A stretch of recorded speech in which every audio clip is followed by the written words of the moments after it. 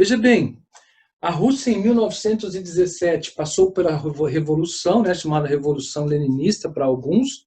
É importante tomar cuidado, porque às vezes o vestibular fala que a Revolução Russa inaugura a União Soviética. Não, a União Soviética vai se formar depois, em 1922, né, a União das Repúblicas Socialistas Soviéticas. Lembrando que o termo soviete está relacionado a trabalhador.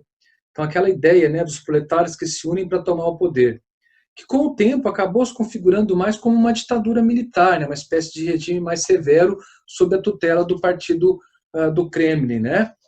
Depois de 45 a 91, a Rússia, né, agora a União Soviética, se envolve na Guerra Fria.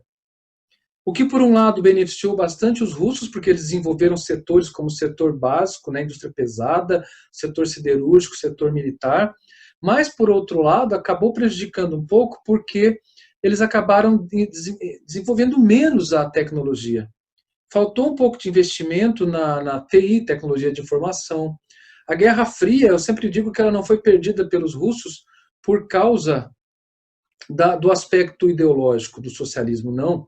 Ela foi perdida no aspecto econômico, porque a Rússia não produzia tanto dinheiro quanto os Estados Unidos, mas começou a fazer guerra econômica, guerra comercial com os Estados Unidos em torno das áreas de influência.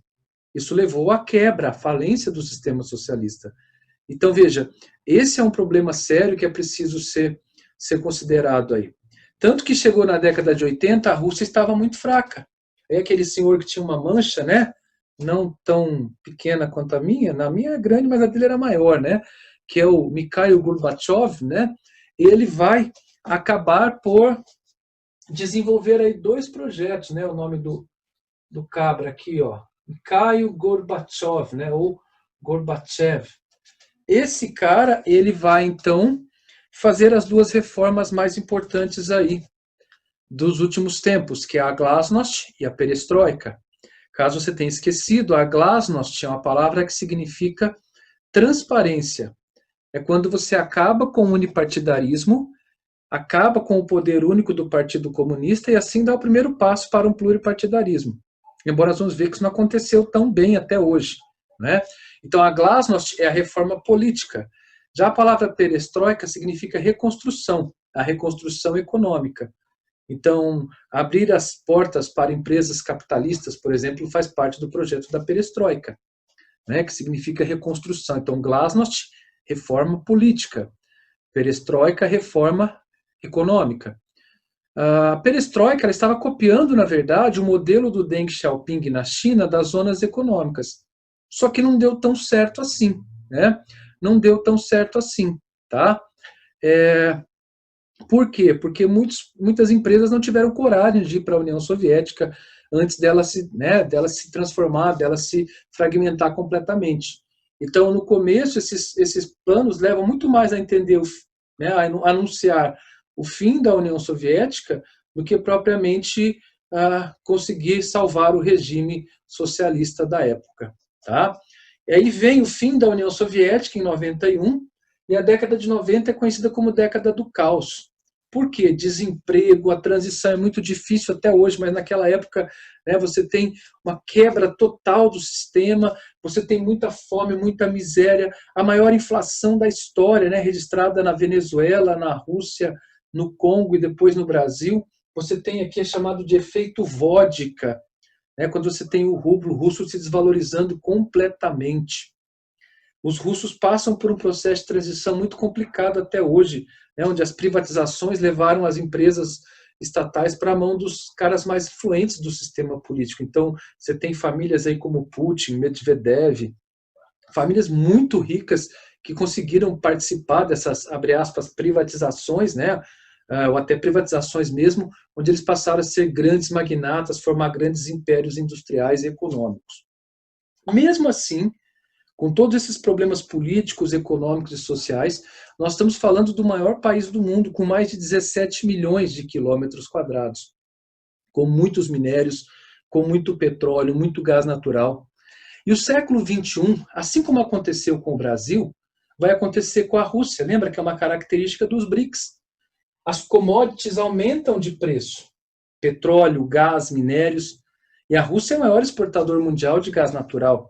um dos maiores produtores mundiais de petróleo. Então, essa commodity, esse aumento dos preços das commodities, vai trazer à Rússia também um processo de modernização, de crescimento econômico importante, que vai mudar o país a partir de 2003, 2004.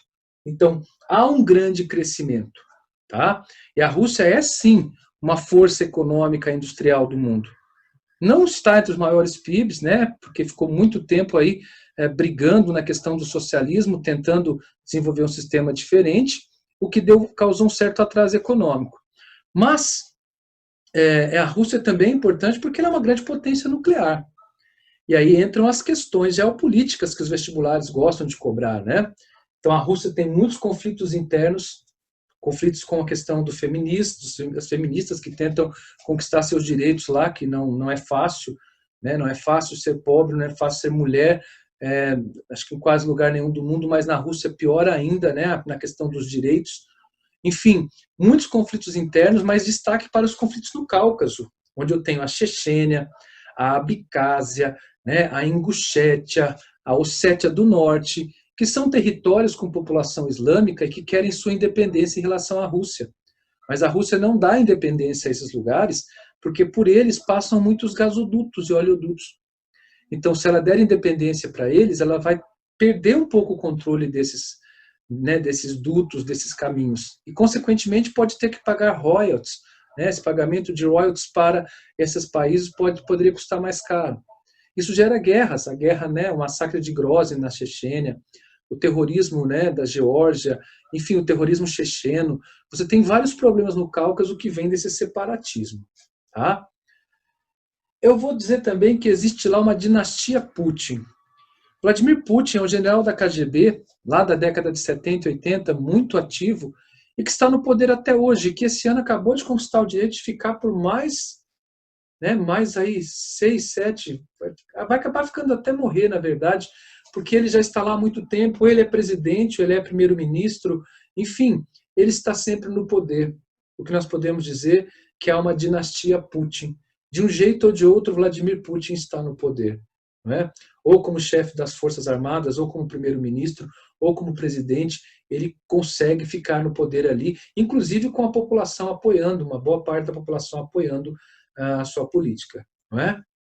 Essa política que levou à anexação da Crimeia, né? A Rússia tomou um pedaço da Ucrânia em 2013 para 2014, o que levou à sua suspensão do G8. Lembra que tem o G7, os 7 países mais desenvolvidos do mundo, que se reúnem, e a Rússia pediu para participar, e aí virou G8, só que desde 2014 a Rússia está suspensa, porque ela tomou um pedaço da Ucrânia de forma deliberada, de forma que a ONU não aceitou, né? Então, veja, é uma potência global, é uma potência nuclear, com grande potencial econômico, com muitos recursos naturais, com um território gigantesco, com um exército fortíssimo, mas que ainda corre atrás de superar o atraso econômico e tecnológico que a Guerra Fria, que o período do socialismo gerou ali dentro. Tá? Não do ponto de vista ideológico, eu repito, o socialismo do ponto de vista ideológico não enfraqueceu a União Soviética, não. O problema foi o jeito que ela não gerava riqueza, mas tentava competir com os Estados Unidos no campo econômico. Né?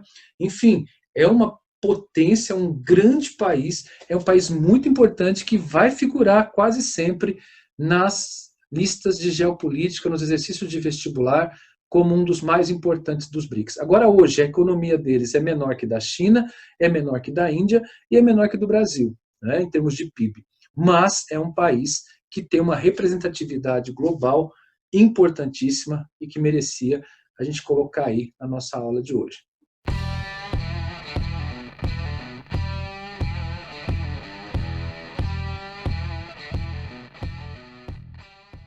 Bom, assim como eu falei da Rússia, né, eu também quero falar com vocês sobre a Índia, né, outra grande potência aí dos BRICS. Então, veja só, eu separei em sociedade, economia e geopolítica. Do ponto de vista social, destaca-se o superpovoamento, né? A Índia tem hoje quase 1 bilhão e 400 milhões de pessoas, mas em breve ela deve chegar aí a ser o país mais populoso do mundo, superando a China. Nessa população, a grande maioria é hindu, e esses hindus, né, de uma cultura muito rica, vivem num sistema de castas, uma grande parte deles, onde nós temos lá os brahmanes, né? Os cháryas, os vaishyas, os sudras e os párias, ou dalits, aqueles mais excluídos. Então há uma grande segregação e uma grande desigualdade social. O índice de Gini, né, que mede a concentração de renda da Índia, é muito alto. Aliás, essa é uma característica de todos os BRICS, Brasil, China, Índia, Rússia, África do Sul, são países com uma desigualdade social absurda, né?